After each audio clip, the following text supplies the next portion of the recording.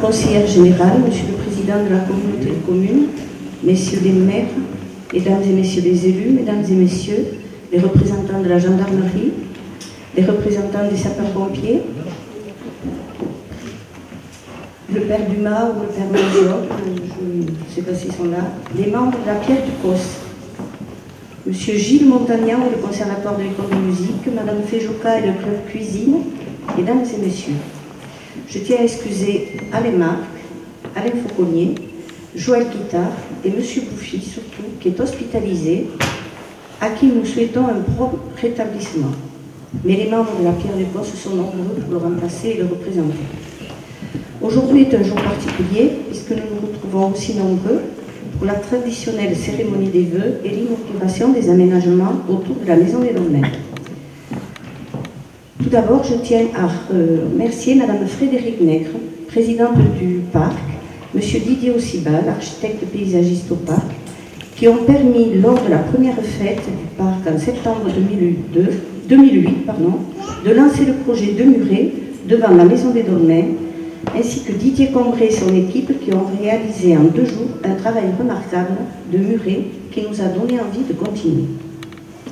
En effet, en 2012, il était nécessaire de sécuriser et d'agrémenter les abords de cette salle terminée en 2004. Cela a été possible grâce à l'aide de plusieurs partenaires, puisque nous, petites communes rurales, n'avons que très peu de ressources. D'abord, l'État, qui par la dotation d'équipement des territoires ruraux, nous a permis d'obtenir 6 543 €. Alain Marc, député de la circonscription, qui nous a attribué une réserve parlementaire de 2 000 €. Ces 2 subventions ont permis de remettre en état le revêtement de plusieurs voiries et places de la commune par l'entreprise Sévigné. Ensuite, nous avons eu une réserve parlementaire d'Alain Fauconnier, sénateur, de 5 000 €. Celle-ci a permis l'achat et la pose du mobilier en bois qui a donné vie à l'espace public des 4 tilleuls, ainsi que l'achat de matériaux nécessaires à la construction des murets. Alain Fauconnier nous a également attribué une réserve parlementaire de 5 000 € pour les prochains travaux du quartier du Couder. C'est la première fois que la commune bénéficie de ces aides parlementaires. Je remercie aussi Raymond Guittard, maire de Roucoule, qui a accepté de mutualiser le gros matériel que nous n'avons pas et le travail d'un de ses agents. Et surtout, je tiens à remercier la Pierre du Cos, donc présidée par M. Bouffi, les dessinateurs du projet, M. Dupas et M. Santresse, et les nombreux bâtisseurs. Les plans de ce que la Pierre du Cos a proposé sont affichés à l'entrée de la salle. Depuis plusieurs mois, vous êtes venus régulièrement, malgré le mauvais temps et le froid certains jours, construire pierre par pierre autour de ce site ces murets typiques du Cos. La commune n'aurait jamais pu financer de tels travaux. Aussi, nous ne trouverons pas assez de mots pour vous remercier du travail accompli et de l'embellissement de ce lieu. Encore un grand merci à tous pour votre participation financière ou matérielle à ce projet que nous tenions à voir aboutir. Sans oublier l'équipe du CAT de Sébazac qui, sous la responsabilité d'Alexandre Pur, a installé méticuleusement le mobilier en bois et a même ressemé la pelouse sous les tables et les bancs. Les plantations fournies par la pépinière de Salinière sont venues compléter l'aménagement et c'est Eric, l'agent communal, qui les a plantées. La vitrification du plancher de cette salle était plus que nécessaire. Elle a été réalisée par l'entreprise Covigne de Recours. Je pourrais énumérer aussi les travaux d'entretien des berges de l'Aveyron, l'expérimentation de 2 musées pédagogiques sur le circuit des Dolmens, mais je ne vais pas m'éterniser sur les autres projets de moindre importance. Pour 2013, le projet de travaux du quartier du Couder concernant l'enfouissement des réseaux secs, le devenir de l'ancienne bascule, le revêtement des rues et ruelles est à l'étude. Nous comptons toujours sur des aides financières du SEDA, de l'État, par la DETR, le Haut-Conseil et des réserves parlementaires pour mener à bien ces travaux indispensables pour des raisons de sécurité. Les fils électriques et téléphoniques dans ce quartier créent une véritable pôle d'araignée. Et pour des raisons d'esthétique, ces travaux se feront avec des autorisations du Conseil général puisque la départementale 582 est concernée. En ce qui concerne la communauté de communes, la commune a demandé que soit remise en état la rue du hameau de Surguerre, en 2012. En 2013, il sera proposé le raccourci de Cassagne et le haut de la rue des Pouzets. Le programme d'intérêt général de rénovation de l'habitat, subventionné par l'État et la communauté de communes, a connu un vif succès en 2012. La fréquentation lors des permanences à la mairie de Buzyn a été importante. Ce programme se poursuivra en 2013. Les dates des permanences sur le canton sont affichées en mairie. La communauté de communes a remplacé le camion de collecte des ordures ménagères, ce qui a nécessité sur la commune de Buzyn quelques déplacements de containers, et nous nous en excusons. Le contexte économique actuel nous oblige à rester humbles dans nos projets. Notre canton est touché de plein fouet par cette crise. Même si Buzyn n'est pas directement concerné par les problèmes que rencontre l'usine de Sévérac et les emplois perdus, nous ne restons pas insensibles à l'angoisse des salariés et nous tenons à leur apporter notre soutien le plus sincère. Gageons que Théodore Monod a raison lorsqu'il nous dit « Le passé n'était qu'une source à partir de laquelle il convient d'établir la critique du présent pour mieux se projeter dans l'avenir. » Je ne peux terminer sans remercier les différents services de l'État, les partenaires, les gendarmes, les pompiers, le trésorier et ses collaborateurs, les enseignants, la paroisse, les artisans, les commerçants, les élus qui, solidaires, font progresser les projets de la commune, le personnel communal, les bénévoles qui animent la vie de nos territoires. Je m'excuse auprès de ceux que j'aurais pu oublier. Je remercie particulièrement les personnes qui me soutiennent et m'ont aidé tout au long de cette année. Un grand merci au Conservatoire de l'école de musique de Sévérac et à Léa, et j'ai oublié son prénom. Mélissa, pardon, et Mélissa. Ils nous ont agréablement charmés par leurs magnifiques prestations. Un grand merci aussi au Club Cuisine de Sévérac qui nous a préparé des surprises que nous apprécierons dans quelques instants. Nous souhaitons la bienvenue à Blanche, née le 3 février 2012, fille de Sandrine et Sébastien Seguin, habitant Sapousse. Félicitations aux parents et aux grands-parents, Josiane Gini, ainsi que Geneviève et Jean-Paul Seguin, première adjointe. Nous souhaitons la bienvenue aux nouveaux habitants ainsi qu'une bonne adaptation dans notre village. Nous avons une pensée particulière pour les personnes âgées ou malades qui n'ont pu se déplacer et se joindre à nous, pour les familles qui ont perdu un de leurs proches au cours de cette année, Émile Deltour, Christian Durand, Maryse Fraisse.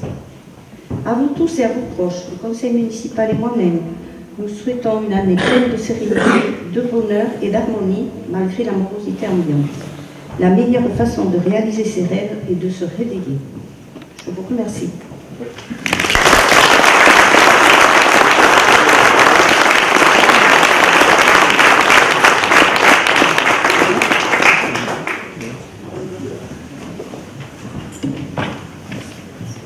Chers amis, chers Buzyncols, je veux tout d'abord marquer ma sympathie à l'égard de ceux qui font face aux difficultés de tous ordres, à la maladie et au deuil. Et puis je voudrais saluer toutes ces personnes qui, au travers des associations de Buzyn, mais aussi du canton, qui créent des événements favorisant les rencontres au sein du village. Enfin, je voudrais avoir un mot particulier pour les élus qui soutiennent leurs efforts, comme Roselyne, votre mère, qui bataille sans cesse pour trouver les financements pour tous les projets visant à l'amélioration du village. C'est un combat sans cesse, notamment pour ces financements pour l'enfouissement des réseaux, pour l'amélioration des quartiers de Buzyn. Mais aussi, je voudrais dire combien je serai vigilante au cours de l'année pour que le Conseil général continue ses efforts et notamment ne vise pas les financements pour les petites communes pour faire des économies. Voilà, nous sommes en période d'économie, de restrictions budgétaires et pourtant l'effort devrait être encore plus important sur toutes les petites communes comme les vôtres qui ont besoin et qui n'ont pas d'autres sources de financement que celles des collectivités territoriales. Donc il y a là une vraie vigilance à avoir pour nous, Conseil général, pour que ces financements ne disparaissent pas. Et puis aussi, je voudrais souligner l'engagement des élus, maires, conseiller général, donc moi-même, président de la communauté de communes, les sénateurs, Madame la ministre, qui sont extrêmement vigilantes à tout ce qui concerne les avancées pour qu'une économie puisse subsister sur Sévérac. Et le canton, quand je dis Sévérac, j'entends tout le canton. Et donc il a fallu les efforts coordonnés, notamment du Conseil général, mais aussi les réseaux, les connaissances du réseau de Alain Gall, l'engagement de Alain Fauconnier, pour que notamment nous ayons un nouveau transformateur pour l'électricité sur la zone économique du Martelliès, permettant ainsi l'arrivée d'entreprises. D'autre part, je voudrais aussi enfin souligner l'engagement de tous ces élus, maires, auprès des salariés de l'usine, de ses dirigeants, de l'usine ex-ITA Valmont et actuellement nommée Confort et Systèmes. Donc tous ces élus sont extrêmement présents, vigilants, mobilisant ministres et tous les services de l'État pour que des solutions soient envisagées, imaginées, parce que je pense qu'il y a aussi de l'innovation pourquoi pas à mettre en œuvre pour que notre usine puisse perdurer, trouver peut-être des repreneurs, ou que, comme le souhaiterait peut-être le dirigeant actuel, garder au moins une partie de l'activité. Donc il faut que nous soyons présents, que nous continuions à soutenir les efforts pour que les ministères n'oublient pas notre région.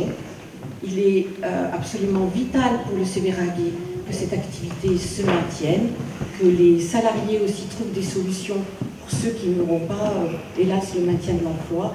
Mais j'ose y croire. Et notamment, j'ai rencontré hier Anne-Marie Escoffier qui dit mobiliser tous les ministères pour que notre entreprise puisse être sauvegardée. Voilà. Donc je souhaite à tous, malgré ces paroles d'incertitude, je souhaite à tous les meilleurs vœux pour que cette année vous soit favorable, nous soit favorable pour notre canton que nous espérons prospère.